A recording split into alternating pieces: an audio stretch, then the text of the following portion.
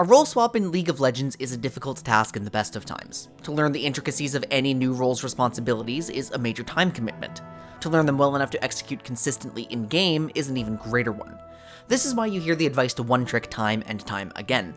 Pick a single champion, they say. That way you'll be so comfortable with the micro aspects of your champion that you can properly learn the game. And they're right, League of Legends is an extremely complicated game. If you spend some time developing one skill on one champion but move on to another equally important skill before the first one is properly developed, you'll find yourself trapped in a loop of learning and forgetting. Reducing the variables in play is a critical step to understanding League as an average player who can't devote every waking moment to their hobby.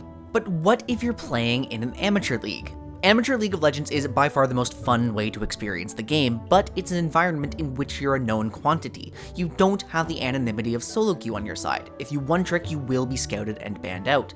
So when you role swap as an amateur player, you have a more difficult task. How can you possibly settle into an understanding of your new role's core concepts when you also have to worry about pool expansion and getting results? In this video, I'm going to share a personal anecdote about solving this problem, guided by our previous studies on amateur play, founded on common advice, and incorporating a valuable transferable lesson from Legends of Runeterra.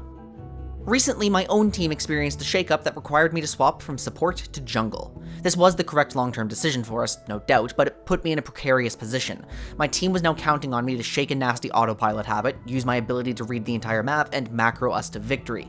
We were in dire need of playmakers, and I was obligated to become the driving force. Despite my best prior experience being centered on mages and enchanters, and despite my natural tendency towards control, the principles of our elo informed us that aggro wins games. We knew we would regularly fail to accommodate a power farming mage jungler.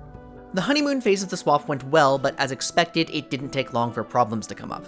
I focused almost entirely on pool expansion, trying to be that aggressive player my team needed. I worked on Vi, Wukong, Xinjiao, Nocturne, among others, and my death count skyrocketed.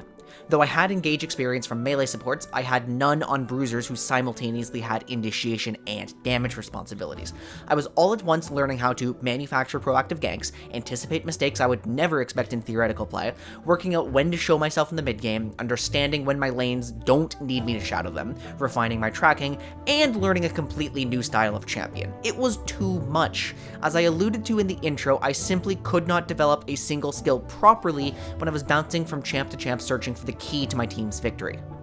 The obvious answer was for me to spam my Ivern or my Fiddlesticks. These are my comfort champions in my new role. Their responsibilities are familiar, I already understood their mechanical and macro quirks, and Ivern's specific pathing distortions and Fiddlesticks' full clear tendency would actually give me enough downtime to watch lanes, think, and understand what mistakes I can expect at my rank. But neither of these champions are the driving force my team consistently needs.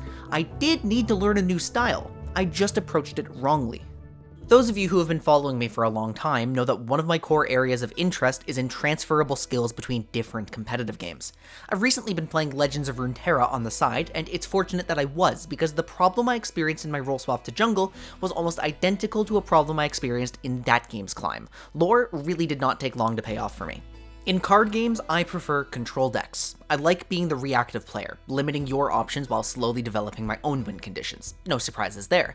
But I wasn't content to climb all the way on control. I was here for skills and lessons, not LP. So I made the decision to play entirely aggro decks from gold to plat. I figured this was the best way to understand how to play the board rather than just playing for resource advantages. My deck of choice was Nightfall aggro, a technical, combo-oriented aggro deck that forces me to think multiple turns in advance, but that doesn't have to go quite as fast as other aggro lists. I like these cerebral decks a lot. Long-term when I'm more skilled, I'd like to play it again, but it was not the right choice for my first aggro deck. The high complexity of the deck, coupled with my deep unfamiliarity with aggro principles, actually stunted my ability to learn.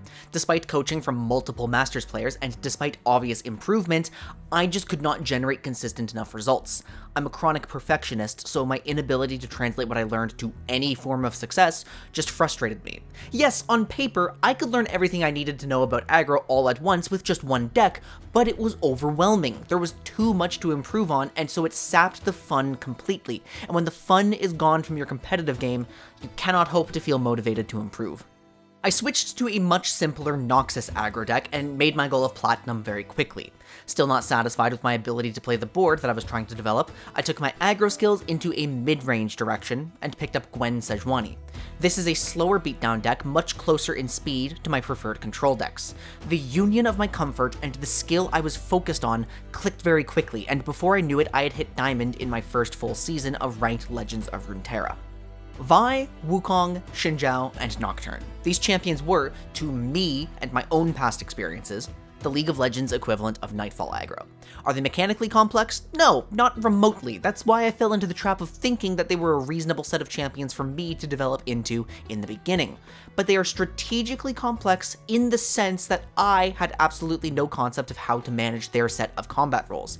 Jumping into completely unfamiliar champion archetypes while learning the fundamentals of the jungle was exactly the same as jumping straight into Nightfall aggro. I could have done it with enough time and patience, but I would have been sabotaging my team's performance and my own fun for far too long. As an amateur Roleswap player, it was my responsibility to find the union between what I understand best and what my team needs from me. Ultimately, that was tank duty. I just came off half a season of developing and understanding how Sejuani's support works, but for some reason I was too married to the theoretical draft concepts around Sejuani jungle to even try drafting an actual comfort champion beside a ranged mid laner. I stubbornly clung to theory rather than prioritizing useful experiences. I thought I'd pick the perfect deck to develop all of my skills at once in Nightfall aggro. I'd pick the perfect champion to develop all my skills at once in Vi or Wukong. I wouldn't pick a comfort champion because the conditions weren't perfect. Never mind that amateur play doesn't require perfect, it just requires something that you can manage. Never mind that deliberate practice is far better than scrambling to learn everything at once. Never mind that as a player over-specialized into systems and draft, that a lot of what I know comes second to what I don't. An amateur Roleswap is hard because you must disregard the best advice to one trick. It's harder still because actually liking your teammates introduces some pressure to perform for their sake. But don't fall for the same trap that I did. As an amateur player, pool expansion is necessary to a degree, but take things one step at a time. In the beginning, find the champions in your new role most similar to what you already understand from your old role or past experience. Develop the core fundamentals of your new role one at a time, and then once you understand what your specific team needs from you, expand into simple, similar champions. Keep that pool small. You don't need perfect draft conditions for your champions while you're learning how everything works outside of a sterile theoretical environment. You just need something useful that you know how to play even after some bans. You just need something that will help you to grow most efficiently regardless of game outcome. You cannot one-trick a champion, but you can one-trick a style. Thank you so much to my patrons, SonicX5040, Mel7401, Palefire, and Yanagon. Your continued support makes it possible for me to spend time sharing my experiences alongside the strategic deep dives, champion guides, and itemization work that we usually do on this channel.